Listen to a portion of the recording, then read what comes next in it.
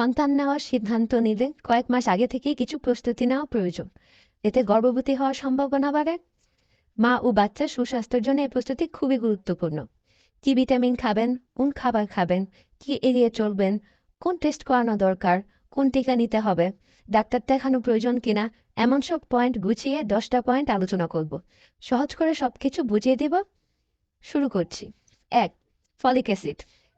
একটা সুস্থ বাচ্চা জন্মানোর জন্য ফলিক অ্যাসিড খুব গুরুত্বপূর্ণ। মায়ের শরীরে যদি পর্যাপ্ত পরিমাণে ফলিক অ্যাসিড না থাকে, বাচ্চার ব্রেন ও মেরুদণ্ডে গুরুত্বপূর্ণ জন্মগত ত্রুটি দেখা দিতে পারে। এটা ঠেকাতে প্রেগনেন্ট হওয়ার আগ থেকেই সচেতন হতে হবে, কারণ গর্ভে সন্তান আসার অন্তত 1 মাস আগে থেকে মায়ের শরীরে পর্যাপ্ত পরিমাণে ফলিক অ্যাসিড থাকা দরকার। তাহলে করণীয় কি? যখন থেকে আপনি প্রেগনেন্ট হওয়ার চেষ্টা করবেন তখন থেকে প্রতিদিন ফলিক অ্যাসিড ট্যাবলেট খাবেন, আর এটা চলবে প্রেগনেন্ট হওয়ার 12 সপ্তাহ পর্যন্ত। প্রেগনেন্ট হওয়ার আগে থেকে যদি আপনি ফলিক অ্যাসিড না খেয়ে থাকেন, তাহলে যখন জানবেন আপনার গর্ভে সন্তান এসেছে সেদিন থেকে খাওয়া শুরু করবেন। ডোজ হবে 400 মাইক্রোগ্রাম। কিছু ক্ষেত্রে বেশি ডোজে খাওয়া লাগতে পারে, যেমন ডায়াবেটিস থাকলে, যদি খিঁচুনি ওষুধ চলতে থাকে, যদি আপনার বা বাচ্চার বাবার বা দুজনের কারো পরিবারে বা আপনার আগের বাচ্চার ব্রেইনে বা মেরুদণ্ডের জন্মগত ত্রুটি থাকলে। এগুলো থাকলে ডাক্তারের সাথে পরামর্শ করে ফলিক অ্যাসিড গ্রহণ করবেন। কিছু খাবারে ফলিক অ্যাসিড আছে, যেমন পালং শাক, পাতাকপি, কিন্তু প্রেগনেন্সির জন্য যতটুকু ফলিক অ্যাসিড প্রয়োজন তা শুধুমাত্র খাবার থেকে নেওয়া মুশকিল, তাই আলাদা করে ফলিক অ্যাসিড ট্যাবলেট খাওয়া প্রয়োজন। 2. টিকা। আপনার যদি কোনো টিকা নেওয়া বাকি থাকে, সেগুলো এখন নেওয়ার ব্যবস্থা করুন। তাহলে সেই রোগগুলো থেকে আপনি ও আপনার অনাগত সন্তান সুরক্ষিত থাকবেন। এর মধ্যে সবচেয়ে গুরুত্বপূর্ণ হলো হেপাটাইটিস বি টিকা। কেন এই টিকা নিতে হবে? গর্ভবতী সময়ে যদি আপনি হেপাটাইটিস বি ভাইরাসে আক্রান্ত হন, তাহলে মারাত্মক রোগ দেখা দিতে পারে এবং আপনার থেকে আপনার সন্তানও এ ভাইরাসে আক্রান্ত হতে পারে। যাদের জন্ম 2003 সালের আগে হয়েছে, বাংলাদেশে তারা ছোটবেলায় এই টিকা পাননি। 2003 সাল থেকে শিশুদের এই টিকা দেওয়া শুরু হয়। টিকা নেওয়ার আগে রক্ত পরীক্ষা করে দেখা হয় আপনি এ ভাইরাসে আক্রান্ত হয়েছেন কিনা। আক্রান্ত না হয়ে থাকলে 3 ডোজের টিকা দেওয়া হয়, আর পুরো কোর্স কমপ্লিট হতে কয়েক মাস সময় লাগে। তাই এই টিকা না নিয়ে থাকলে নেওয়ার ব্যবস্থা করুন। গর্ভবতী অবস্থায়ও এই টিকা নেওয়া যেতে পারে। এটা ছাড়া ছোটবেলা কোনো টিকা না দেওয়া হয়ে থাকলে সে ব্যাপারে চিকিৎসকের সাথে আলাপ করুন। 3. আয়রন। আমাদের দেশে অনেক মেয়ে আয়রনের অভাবে রক্ত স্বল্পতায় ভোগে, কিন্তু অনেকেই জানেন না তারা এই রোগটায় ভুগছে। খাবারে পর্যাপ্ত পরিমাণে আয়রন না থাকা, মাসিকের সাথে রক্ত যাওয়া সহ বিভিন্ন কারণে আয়রনের অভাব হতে পারে। গর্ভাবস্থায় এই রোগ থাকলে নানা জটিলতার সৃষ্টি হতে পারে। প্রিম্যাচিওর বাচ্চা হওয়া, বাচ্চার ওজন কম হওয়া, মৃত বাচ্চা জন্মানোর ঝুঁকি বেড়ে যেতে পারে।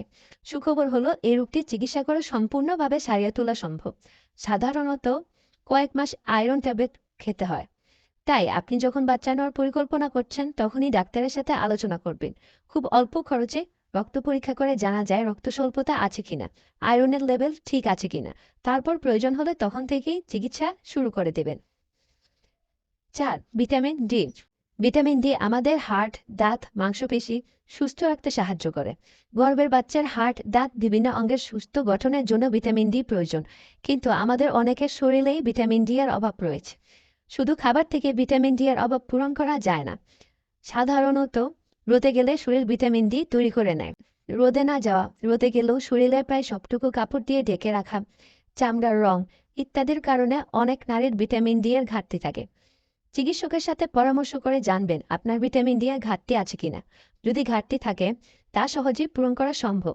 ডাক্তার বলে দিতে পারবে কি মাত্রায় ভিটামিন ডি খেলে অভাব পূরণ হবে। 5. ক্যাফেন। গর্ভবতী অবস্থায় অনেক বেশি ক্যাফেন খাওয়া গর্ভের বাচ্চার জন্য ক্ষতিকর। গর্ভকালীন সময়ে মা অনেক বেশি পরিমাণে ক্যাফেন খেলে বাচ্চা কম ওজন নিয়ে জন্মাতে পারে বা গর্ভপাত হওয়ার সম্ভাবনা থাকে। তাই গর্ভাবস্থায় পরামর্শ দেওয়া হয় সীমিত পরিমাণে ক্যাফেন খেতে, 200 মিলিগ্রামের মধ্যে রাখতে। হুট করে ক্যাফেন খাওয়া কমাতে অনেকের জন্য কষ্টকর হয়, তাই খুব বেশি অভ্যাস থাকলে এখন থেকেই কমিয়ে দেওয়ার অভ্যাস করা ভালো। কোন খাবারে ক্যাফেন থাকে? যেমন চা, কফি, কোক, সফট ড্রিঙ্কস ইত্যাদি খাবারে ক্যাফেন থাকে। 6. ওজন। আপনার ওজন যদি স্বাভাবিকের বেশি হয়, তাহলে গর্ভধারণের সময় নানা ধরনের জটিলতা দেখা দিতে পারে, যেমন ডায়াবেটিক্স, হাই ব্লাড প্রেশার। অনেকের বাচ্চা প্রসবের সময় বাচ্চার কাঁধ আটকে যেতে পারে, বাচ্চা প্রসবের পর প্রচুর রক্তপাত হতে পারে, নর্মালে না হয়ে সিজার করা লাগতে পারে। ওজন স্বাভাবিক থাকলেও এই সমস্যাগুলো দেখা দিতে পারে, কিন্তু ওজন বেশি হলে এগুলোর সম্ভাবনা 2 গুণ, 3 গুণ, 4 গুণ বেড়ে যায়। আবার ওজন যদি স্বাভাবিকের চেয়ে কম হয় তখন কিছু সমস্যা দেখা দিতে পারে। বাচ্চা প্রিমেচিওর হতে পারে, অর্থাৎ সময়ের আগেই প্রসব হতে পারে। বাচ্চার ওজন কম হতে পারে, তাই গর্ভধারণের আগে মায়ের স্বাভাবিক ওজন থাকা খুব গুরুত্বপূর্ণ। কমও না, বেশিও না। যখন আপনি বাচ্চা নেওয়ার পরিকল্পনা করছেন তখন আপনার ওজন মেপে দেখবেন স্বাভাবিক আছে কিনা। এটা বোঝার জন্য সাধারণত আমরা দেখি উচ্চতা অনুযায়ী ওজন ঠিক আছে কিনা। ওজন যদি স্বাভাবিকের চেয়ে কম বা বেশি হয় তাহলে সেই অনুযায়ী ব্যবস্থা নেবেন। মনে রাখবেন, যদিও অতিরিক্ত ওজন নিয়ে গর্ভধারণ করলে ঝুঁকি বেশি, তবুও কোনোভাবেই গর্ভবতী অবস্থায় ওজন কমানোর চেষ্টা করা যাবে না। 7. স্বাস্থ্যকর খাবার। আমাদের প্রত্যেকেরই সবসময় স্বাস্থ্যকর খাবার খাওয়া উচিত। তবে আপনি যখন বাচ্চা নেবেন বলে ঠিক করেছেন তখন থেকেই স্বাস্থ্যকর খাবার খাওয়ার অভ্যাস গড়ে তোলা খুবই গুরুত্বপূর্ণ। খাওয়ার সময় দেখা যায় আমরা ভাতটাই বেশি খাই, প্লেট ভর্তি ভাত নিয়ে অল্প তরকারি নেই। এভাবে খেলে শরীরে যা পুষ্টি দরকার তা পূরণ হয় না। তাহলে কি করতে পারেন? প্লেটে আগে ভাত না নিয়ে বেশি করে সবজি নেবেন। চেষ্টা করবেন প্লেটের অর্ধেক শাকসবজি ও ফলমূল নিয়ে পূরণ করতে। আমরা সাধারণত খাওয়ার সময় ফল খাই না, খাওয়ার আগে বা পরে বা নাস্তায় যা ফল খাবেন চেষ্টা করবেন প্লেটে রাখলে সবজির সাথে ফল মিলে প্লেটের অর্ধেক ভরে যায় কিনা। তারপর প্লেটের 4 ভাগে 1 ভাগ নিবেন আমিষ জাতীয় খাবার, যেমন মাছ, মুরগির মাংস, গরুর মাংস, ডাল ইত্যাদি। আর প্লেটের বাকি অংশে অর্থাৎ 4 ভাগের 1 ভাগে নিবেন ভাত বা রুটি। সাদা চাল, সাদা আটার পরিবর্তে লাল চাল, লাল আটা ব্যবহার করার চেষ্টা করবেন। অর্থাৎ ভাত দিয়ে তরকারি খাওয়ার পরিবর্তে আপনি তরকারি দিয়ে ভাত খাবেন।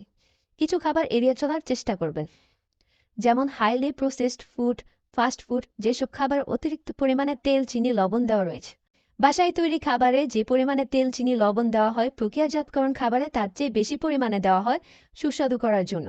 তাই বাইরে থেকে কিছু খাওয়ার আগে এগুলো দেখে নেওয়ার চেষ্টা করবেন। মোট কথা, যখন থেকে আপনি বাচ্চা নেওয়ার চেষ্টা করছেন তখন থেকে সুষম খাবার খাওয়ার চেষ্টা করবেন। গর্ভধারণের পর কিছু খাবার খাওয়া নিষেধ আছে, যেমন অনেক ডাক্তাররা কলিজা খেতে নিষেধ করে, কারণ এতে ভিটামিন এ আছে যা বাচ্চার জন্য ক্ষতিকারক হতে পারে। 8. শরীর চর্চা। গর্ভধারণ, বাচ্চা প্রসব একটি লম্বা জার্নি। এই ধকলের জন্য শরীরকে প্রস্তুত করতে পারেন ব্যায়াম করার মাধ্যমে। এটার অনেকগুলো সুবিধা আছে। প্রেগনেন্ট হওয়ার সম্ভাবনাকে বাড়িয়ে দিতে পারে, গর্ভাবস্থায় বিভিন্ন রোগ হওয়ার ঝুঁকি কমাতে পারে। আবার এই সময় অনেকেরই মন খারাপ থাকে, অস্থির লাগে, টেনশন কমাতে ও মন ভালো করতে সাহায্য করে ব্যায়াম। 9. ধূমপান। নারী পুরুষ উভয়ের ক্ষেত্রে এই বাচ্চা জন্মদানের বিরূপ প্রভাব ফেলতে পারে ধূমপান। গর্ভবতী মায়ের আশেপাশে যদি কেউ ধূমপান করে তাহলে জন্মের সময় বাচ্চার ওজন কম হওয়ার সম্ভাবনা বেড়ে যায় 20%।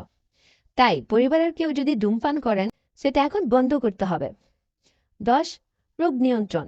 গর্ভধারণের সময় কিছু রোগ থাকলে তা নিয়ন্ত্রণে আনা প্রয়োজন। তাই ভালো হয় একজন ডাক্তারের সাথে তখন পরামর্শ করে নেওয়া। আপনার স্বাস্থ্যের অবস্থা কেমন, ডায়াবেটিক্স, উচ্চ রক্তচাপ ইত্যাদি আছে কিনা, থাকলে সেটা কিভাবে নিয়ন্ত্রণে রাখা যায়। পরিবারের কার কি অসুখ আছে, যে ওষুধ খাচ্ছেন তার কোনো পরিবর্তন লাগবে কিনা। আগে প্রেগনেন্সিতে কোনো সমস্যা হয়ে থাকলে সেক্ষেত্রে এখন কিছু করা লাগবে কিনা। মোট কথা, সুস্থ প্রেগনেন্সি এবং সুস্থ বাচ্চা জন্মদানে যা যা করা লাগে সে বিষয়ে ডাক্তারের সাথে কথা বলে নিতে হবে।